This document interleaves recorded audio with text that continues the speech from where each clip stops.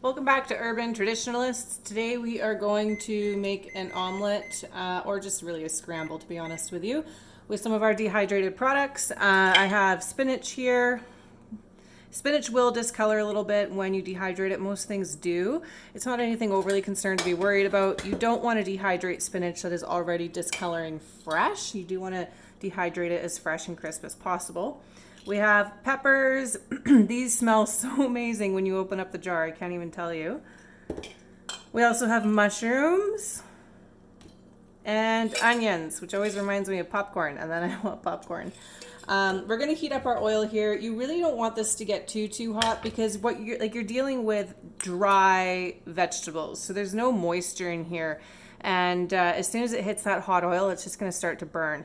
So one thing you can do to combat that, which I'm actually doing right over here, is I have my peppers just in some boiling water. I just made coffee and poured the French press and then poured a little bit in here. And you can see that they are kind of starting to flower open, which means they're absorbing the boiling water. I'm not going to leave them in here until they look like brand new fresh peppers because that's not going to happen.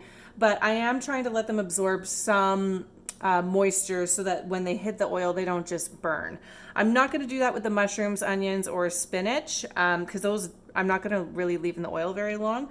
But the peppers I have in the past found if I just throw them straight in a boiling or straight in a frying pan with hot oil, then yeah, they're going to start to burn. So we're going to let these sit a little bit. We're going to let the oil heat up a tiny little bit, and then we are going to mix this all up. Essentially, the reason I'm doing this video is to show you how versatile dehydrated products can be. You know, people always say, why do you dehydrate? The only thing I really eat dehydrated is apple chips, and that's about it. But really, when you start getting into dehydrating vegetables, the options are really endless. I like to describe it the same as using herbs. So we keep our herbs like this. You might have them in just different shakers or whatever. Everyone's spice cabinet is like the conundrum of the kitchen. But we just use ours literally same as everything else. It's just mason jars, right? And then when we go to make stuff, we just sprinkle it in. And then your meal is spiced. And honestly, I say it's the same with dehydrated products. When you're wanting to use dehydrated products, you're just opening up the jar, sprinkling it into your food, and that's it. So whether it be a soup or your tomato sauce or what we're dealing with right now today, an omelet, you're honestly, it's the same. You're cutting out, obviously, your prep time of chopping, and you obviously have to do all the work ahead of time of dehydrating it. But when you're actually ready to go and you're ready to use your products, it is so easy. So, yeah, I honestly just wanted to show you how easy it is. I'm not going to let these sit much longer. They are, you can see they are turning pliable and flexible again. So that to me is good enough. We'll just drain that and then put it in the oil here.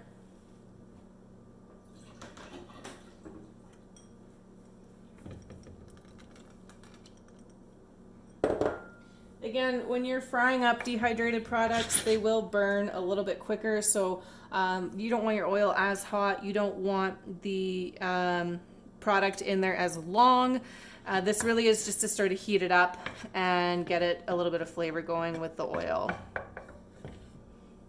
I'm going to throw the onions in as well. All dehydrated products should have like an oxygen absorber inside, so if you want to pull that out before you shake stuff in so it doesn't fall in your pan, you can do that. You do want to be careful because you don't want to transfer a lot of like natural oil, be it your hands or what have you, to the product itself, because that will create moisture and or bacteria, and then that obviously compromises your product. So even touching this, like normally I do try and refrain from doing that, but it was right near the top and I didn't want it falling in the pan. The other option would be to put a little spoon in, pull that out and shake it in. This stuff isn't as worrisome when it comes to touching it because if it's in a mason jar like this in our house, it means we are using it sooner than later.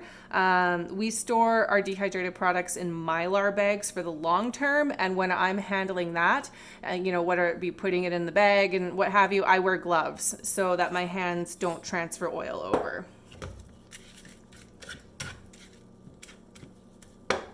See the oil's heating up here, just crisping a little bit. Really don't have to leave it in super long.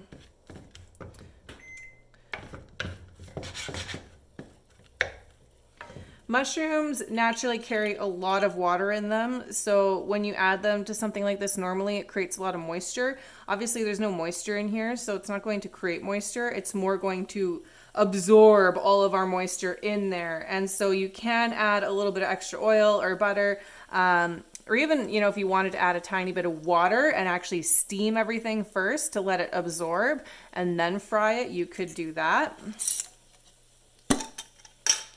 For the mushrooms as well, when I cut them for dehydrating, I cut them, you know, I think about spaghetti sauce, right? So they're more like larger pieces of mushroom. But with an omelet, you know, you kind of want smaller pieces.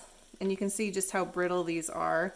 So you can just snap them in order to get those smaller kind of scrambled egg size pieces. Put just a couple more in. So this is when I want to start being careful because things are, oops, they are cooking up and you don't want them to overcook. Again, reiterating, there is no moisture in these vegetables, so they will soak up that hot oil and just fry to a crisp. I'm not going to add the spinach now. I'm actually going to put my scrambled eggs in, mix those up a bit, and then add the spinach. And the spinach really does not need much moisture in order to be edible.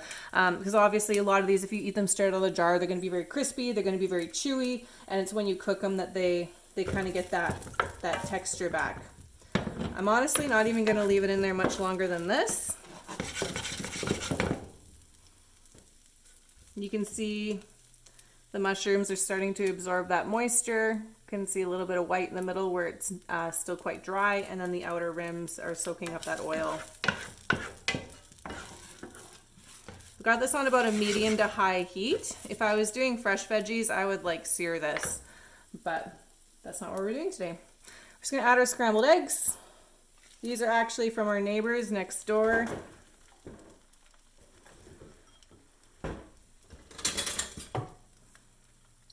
We will hopefully have our own eggs from our own chickens soon. We'll do videos on that when that happens. Obviously, I'm not making an official omelet. This is more of a scramble. This is when I'll add the spinach.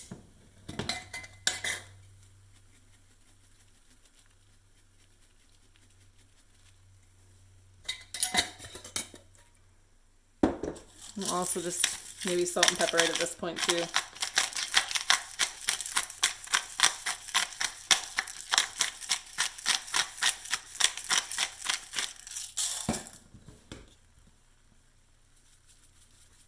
I have some homemade salsa to go with this instead of ketchup.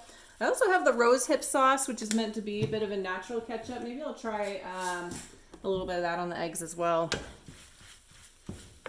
And really that moisture from just even the steam is going to be enough to bring that spinach back up to a malleable texture here.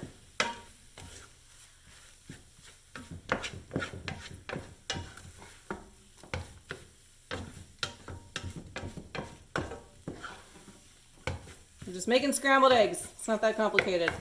We're just doing it with dehydrated food. That looks about done to me. All right, we will plate this and show you the finished product here, even though it's technically finished already. All right, there we have it. So our scrambled eggs made with dehydrated products. I am just going to have it with the rosehip ketchup and see how that goes. Those are the dehydrated products we used today: onions, spinach, peppers, mushrooms, and the cooking process for using it on scrambled eggs. This is how versatile dehydrated products can be. Hope you enjoyed. Hope it inspires you to dehydrate your own food, build your own pantry, and let me know what you think in the comments. Have a great day, guys.